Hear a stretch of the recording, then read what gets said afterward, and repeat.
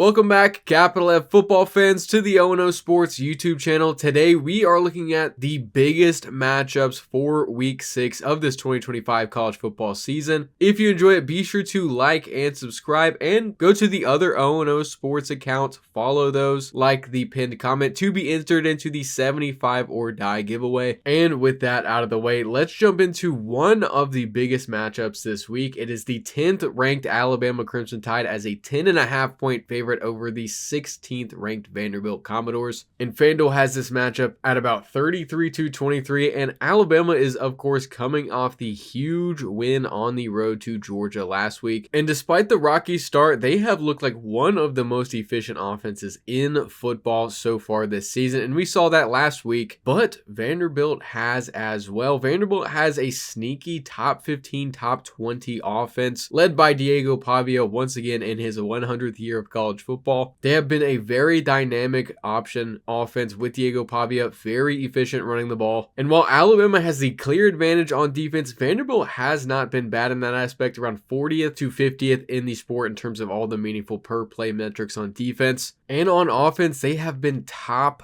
2 in yards and points per play. Vanderbilt is not messing around this year. Clark Lee has them rolling so far. And if you think back to last year, Vanderbilt upsets Alabama 40-35 in a shocking upset that I don't think anybody really saw coming. But with that being said, that was last year. This year it is being played at Tuscaloosa, and this Alabama team is just miles ahead of where it was last season. And they're coming off what could be the most important win of Kalen DeBoer's tenure. That Georgia win has really turned around their season. They're looking like SEC title contenders once again. And that was in large part due to the returning players Jam Miller and Tim Keenan on offense and defense. Alabama has the clear advantage of this one. Home game, way more talent on their roster, and key players returning from injury. I think they continue their winning streak and beat Vanderbilt 31-21. And next is one of the more interesting ACC matchups this week. It is Louisville as a 6.5 point favorite against the 24th ranked Virginia Cavaliers. And surprisingly, Louisville is a big favorite in this one. FanDuel has them winning at about 34-28. And both of these teams are coming off huge wins. Louisville goes on the road to Pitt and pulls off that matchup. And obviously, Virginia at home shocks number 8 Florida State in double overtime. What a performance. Let's go ahead and give them a round of applause. But that was last week. That's out of the way. In this matchup, I believe the biggest thing here is the Louisville defense and the Virginia offense. Louisville has quietly been a top 25-30 defense in the country so far this season. And for Virginia, it is the opposite. They burst onto the scene last week, and they are also around a top 25-30 offense in the country. And that offense has been very efficient and very balanced. It is being led by Chandler Morris, who had a great game last week, had a few turnovers that you don't want to see again, but this season he's totaled 1,400 total yards and 14 touchdowns. They've been able to run the ball very effectively as well, but Louisville's defense has been similarly balanced. They're not particularly great in one aspect, around top 50 in both rush and pass defense, but the biggest thing for them so far is they are first in the country in takeaways. They've averaged 3 takeaways per game so far this season, which obviously is very, very good. And notably, last week Virginia had 3 turnovers. They average 1 turnover per game, which is obviously not ideal for the Cavaliers. But with those matchups out of the way, I think I have to say the biggest X factor in this game is going to be Isaac Brown. Struggled last week against a stout Pitt rush defense. He was coming off injury. I think he comes back in this game, has a great bounce back performance, looks probably a lot healthier while doing it. I think he gets back into 100-yard rushing game form, and I have that performance from Isaac Brown putting Louisville over the edge in this one, 31-27. And next, it is Florida at home versus the 9th ranked Texas Longhorns. Texas is a 6.5 point favorite in this matchup, which means FanDuel has them winning at about 24-17. And what more is there to say about both of these teams that hasn't already been said? 2 borderline elite defenses and 2, we'll just say, struggling offenses.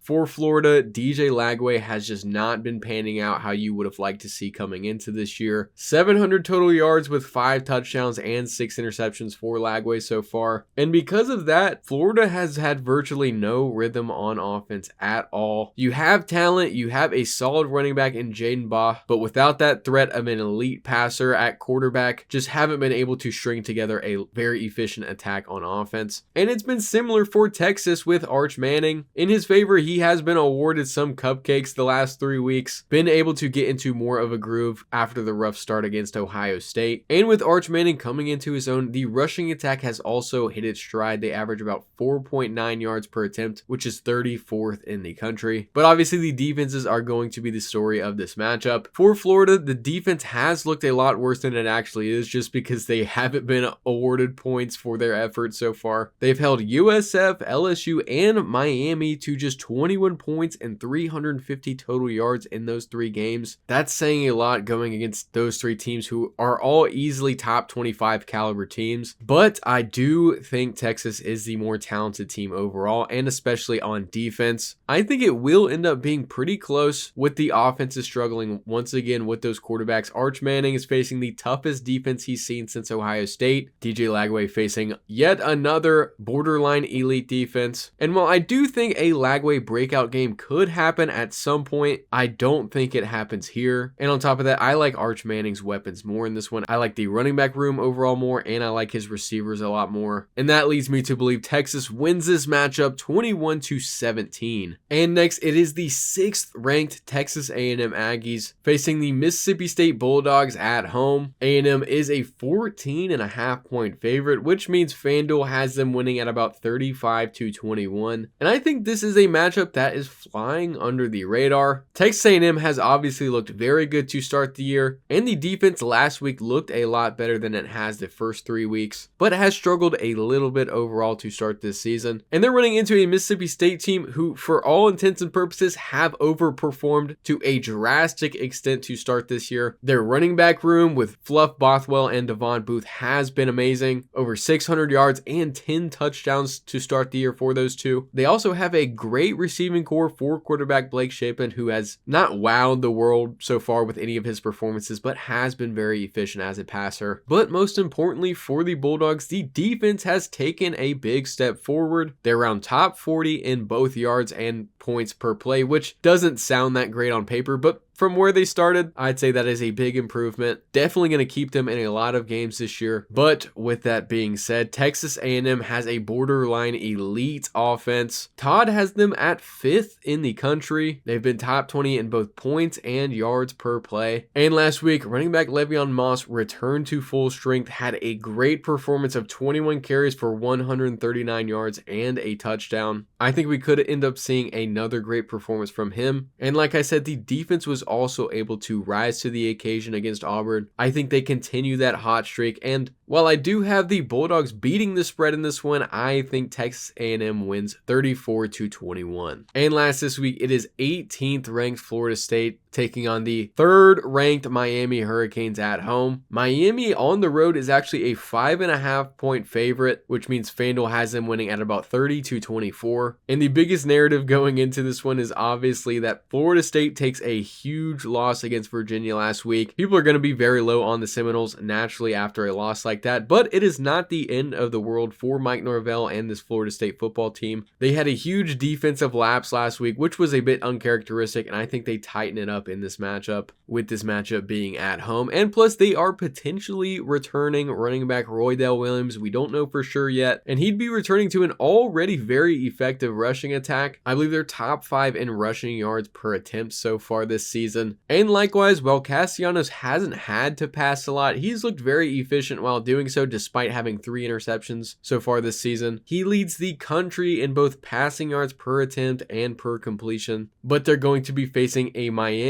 defense who has been one of the best in the country. Definitely top 12, potentially top 10 so far this season in terms of the per play numbers. And they have Ruben Bain, who has been inarguably a top 5 player overall in the sport so far this season. 11 tackles, 4 tackles for loss, 2 sacks, an interception, a pass breakup, and a forced fumble. He has made his presence felt for Miami so far this season, and I think he will again in this game. But while the Miami Miami offense hasn't been putting up huge numbers, they also have been very, very efficient to start the year, around top 30 in the country. They have Carson Beck, who has looked very solid. Like I said, hasn't been filling out the stat sheet, but winning football games, that's really all that matters. And the national narrative for this matchup coming into it will, of course, be Carson Beck and Tommy Castellanos, two transfer quarterbacks who are making big impacts on their new teams. But I think the real story of this matchup is who runs the ball more effectively, who controls the line of scrimmage, and who wins in the trenches. Miami has rushed the ball around 56% of the time, and Florida State an extra 10%, 66% of the time. And while I do think this Florida State running back room is great, I think the Miami running back room has been just as good. Mark Fletcher and Marty Brown have been a great 1-2 punch. Over 700 total yards and 10 touchdowns for the two of them this season. And despite Florida State having the home advantage, I think Miami's rushing attack, Miami's defensive line, and the fact that they have a very experienced quarterback in Carson Beck, who has seen tough environments plenty of times in his career, walks into Tallahassee and walks out of Tallahassee with a win. I have Miami beating Florida State in Tallahassee 27-24. And with that, thank you for watching. As always, be sure to like and subscribe if you did enjoy it. Hit the other ONO Sports social media accounts to get entered into the 75 or die giveaway, and I will see you in the next one.